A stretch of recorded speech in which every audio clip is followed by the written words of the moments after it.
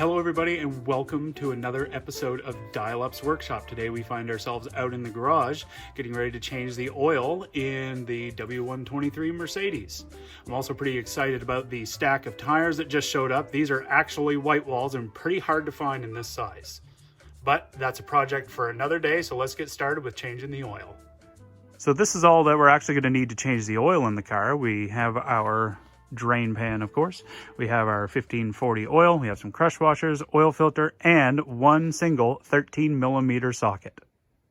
Okay, so we find ourselves in the engine bay and we're looking for the oil filter housing. Now on the W123 Mercedes, this model is a 230E, we're gonna find the oil filter in that illuminated housing in behind the air cleaner. And don't mind the soap that we see over here on the valve cover. This thing was actually stored all winter and I wanted to keep mice away from it. So we find ourselves on the driver's side of the car for some easier access to the oil filter housing. And I decided to run over to my toolbox and get my magnetic tool bowl. Now I can put any hardware in there that's magnetic and it's not gonna fall over and get lost. So we have our 13mm socket. And if we look down inside there, there's our oil filter housing. So just go ahead and loosen this up and we're gonna get ready to go. Now the bolt that holds this thing together is actually quite long, so I decided to unthread it off camera, as you can see by the length of this thing. So I'm gonna put that right in there. That's not going anywhere. We're gonna reach for the cap of the oil filter housing, pull that off. Okay, we have our sealing ring on there too. So let's go ahead and pull out our oil filter.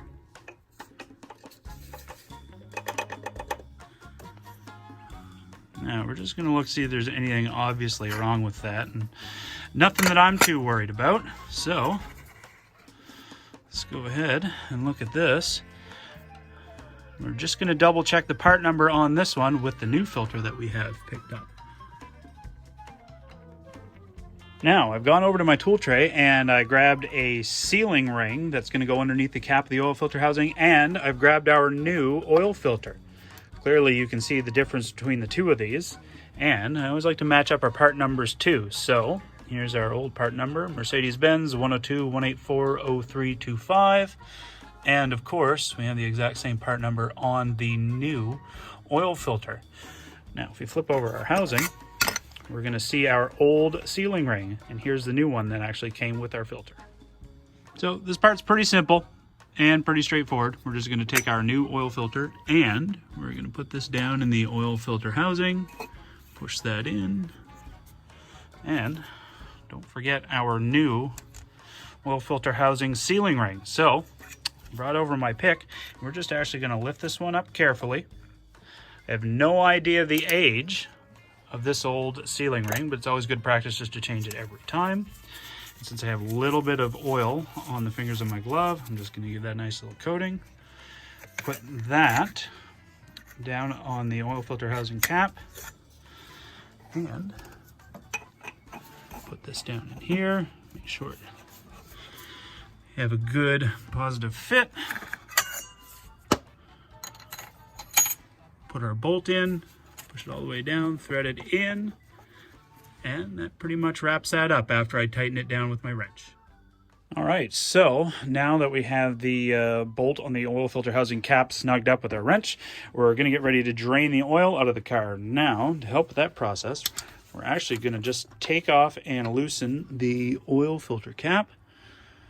Just have a quick look inside, make sure everything's okay. We have no sealing ring on this cap at all, and that's fine, so I'm just gonna leave that off.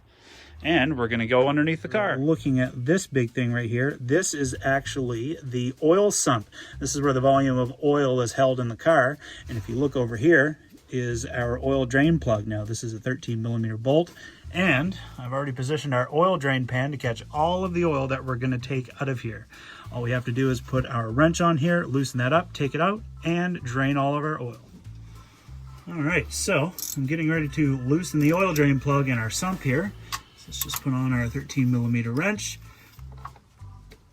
give that a nice twist, loosen that up, and we'll get ready to drain the oil. Now, this thing's going to come out with a little bit of pressure, so I'll actually unthread the bolt all the way and hold it in until I'm ready to remove it quickly, and that way I won't end up with any oil all over myself. So here we go. And this is a pretty simple process. Okay, now we can see most of the oil has drained out of the car. We still have some that's still coming out though. We don't see anything alarming in our pan. And I've already grabbed our oil drain plug and our crush washer and brought it over to my tool tray, and I'll show you that in a second. Okay, so I've laid out our new drain plug crush washers here on our bag. If you look over in our tool bowl, there is our oil drain plug. It's a simple 13mm bolt. Nothing too fancy about this. There's our old crush washer. Now, I'm just going to go ahead and size this up with our new one. Everything looks fine. Nothing terribly complicated about this. So, let's just go bring these two over to our sump, put them in, and tighten them down. Okay, so we find ourselves back underneath our car. Here's our new crush washer. We're going to put this over our oil drain plug. You're ready to put this back in the sump. And we can see here that nearly all of the oil has actually drained out of the car. It's just a slow drip now, so we can actually go ahead and put our drain plug back in here. And we'll go ahead and tighten that down with our wrench. Now I checked the service manual of the car and it says it requires 4.5 liters of 15 W40 oil on a service. And I've decided to go ahead and get a funnel to make our lives easier when we're pouring our oil down in the oil filler cap.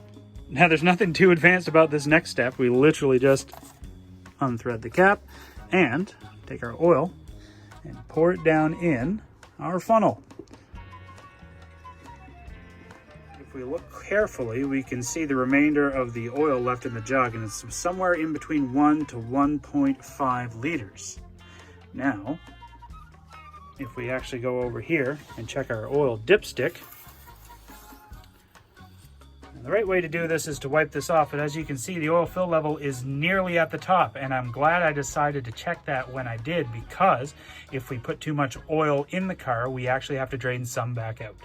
I've actually poured about another 250 to 500 milliliters of oil in the car just to try and top it up. And if we look closely, we can see our oil fill level is at the top of the marker in the dipstick. So we're going to wipe that off. We're going to put it back in and double check. And that to me looks perfect. Now that we have our sump full of oil, all we got to do is put our cap back on, get our oil out of the way, close the hood, and we're done. You can see I've poured most of my waste motor oil into an empty jug that I had lying around here. I've just zip tied my oil drain pan to my vise just to get the last remaining bit of oil out of there before I put that away. And you can see a collection of oil jugs here on the floor. Now those are all full of waste motor oil, and I give those to a friend of mine who burns them in his own waste oil furnace in his garage. Otherwise, you can take these oil jugs over to an auto parts store or a garage, and they have their own recycling setups. Well, that wraps up the oil change in the old Mercedes back here. So I just want to thank everybody for stopping by for another episode of Dylup's Workshop, and we look forward to seeing you next time.